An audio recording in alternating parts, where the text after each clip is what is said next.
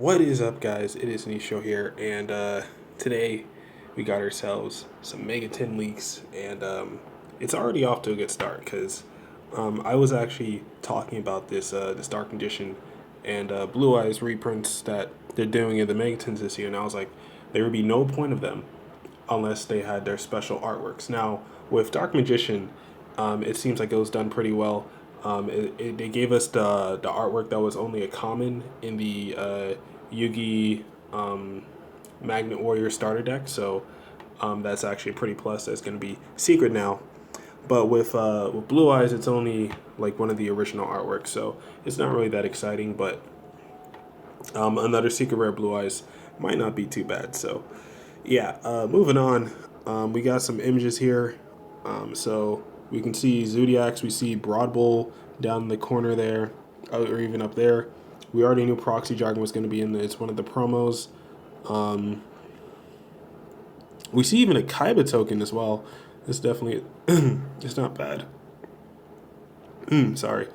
And yeah, I mean, that's really everything good in this photo.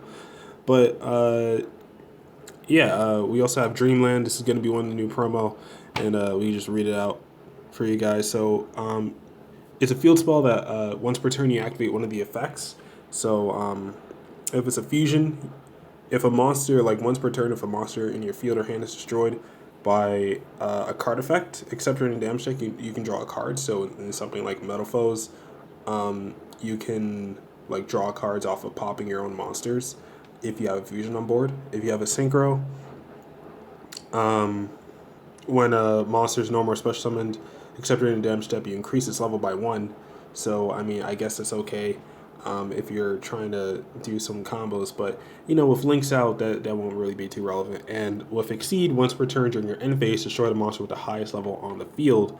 And it's not bad as well, you know. Popping, like the option to pop monsters is always a good thing. So, yeah, those are really the three effects that the card has, and you can only activate one Dreamland per turn.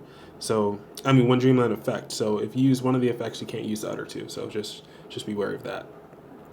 So, next we do have a Zodiac Trident, and the way that this Megaton is going to be ordered is going to go from Shining Victories which was last year, all the way to Raging Tempest. So Shining Victories, Dark Illusion, Invasion Vengeance, and Raging Tempest are going to be the 4 sets for this Megaton. And you can kind of expect that Zoo was going to get the reprint. It's not something that's like should be too shocking or surprising, and honestly, it kind of should have been expected. And I've heard a few people say that, you know, like this kind of means that they won't hit Zodiacs, especially with like Whiptail being an ultimate in the OTS 5.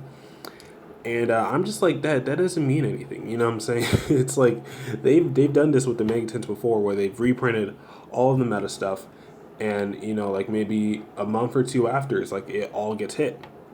In this case, the ban list is going to be somewhere around mid-September. This is probably why Konami wanted to save the ban list, is because they want to make these Megatons sell.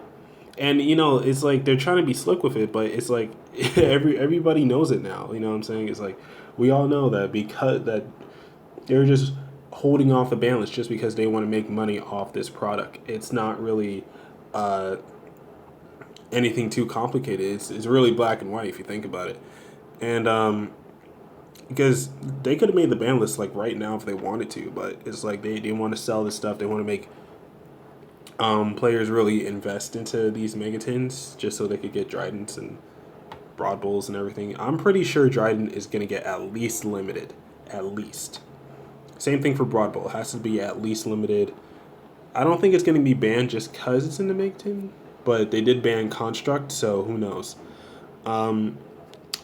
And moving on, is there anything else? Elder Entity. Her summoning condition is kind of impossible with Link format now, but she can still be used in Infernoids, because Infernoids do still have cards that can mill monsters from their extra deck to the graveyard, so you can pop cards on the field. And if you do manage to pull her off, she does have a pretty amazing effect. Like you can special summon her by just tributing the two monsters, so you don't actually have to use polymerization or anything. So it does make her a little easier to summon. So all you need is like a Link 2 that, with 2 arrows that point on your field, something like a Mrs. Radiant. Summon an Exceed, summon a Synchro, tribute both those guys, summon Outlands, and once per turn you get special summon level 4 lower monster from your hand. Or level 4, just level 4 straight. So it's not bad. It would have been better, before Link format came out, and that's going to be the situation for a lot of cards moving forward. I feel like Konami is going to make a lot of cards that would have been better back when we actually didn't have Master Rule 4 out yet. So it's going to be a little sad, but yeah. And so this is the Pot of Desires reprint. I did make a video about this. I don't know how many of you saw it, but this is a guaranteed promo for both tins, so you don't have to worry about whether you buy the Yugi or the Kaiba tin. Is going to be in both of them. And honestly, it's like it feels a bit redundant now just because it was in Dark Illusion, so it probably would have gotten reprinted inside the actual tin itself anyway. But the fact that they're making a little more, how do I say? I had a word for it. I forgot what it was, but it's like it's easier to get for players now, so it's more accessible is what I would say. Is because since it's a promo, everybody's gonna stock up on these. Just like with Ghost Ogre, it's an amazing card that everybody's gonna have multiple copies of, and we're gonna see it have more play just because of that factor. More people are gonna give Desires a chance just because this came in a tin. Let me see what I can do with it, and maybe not everybody will try it because there have been the players who've already tested Desires in and out and don't like it, but there are. Ooh, I accidentally pressed forward. But yeah, those are really all the cards from the Megatons that got leaked so far. It wasn't really anything too much. I mean, at this point we already know what it's going to be. It's just going to be the 4 sets that I said. Shining Victories, Dark Illusion, Invasion Vengeance, and Raging Tempest. And we know Dimensional Barrier is going to get reprinted. We know probably Toad. Toad just might get reprinted just because nobody uses it anymore.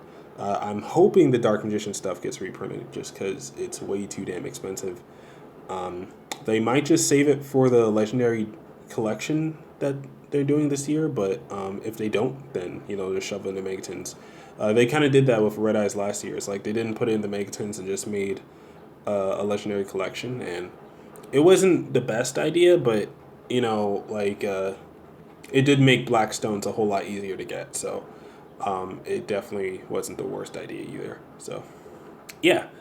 That's really all for now. Just a few Megaton leaks. Just going over back what we saw. It's just Zodiacs, honestly, and then just seeing the actual cards. That's really all that was leaked for now. I know there's I've heard of like a few more leaks, and I saw them on Yu-Gi-Oh! Organization, but I think Yu-Gi-Oh! Organization deleted the articles about the Megatons, and I don't know why. It was a little weird, but I guess it's really all for now. So this was Nistro here. Nistro.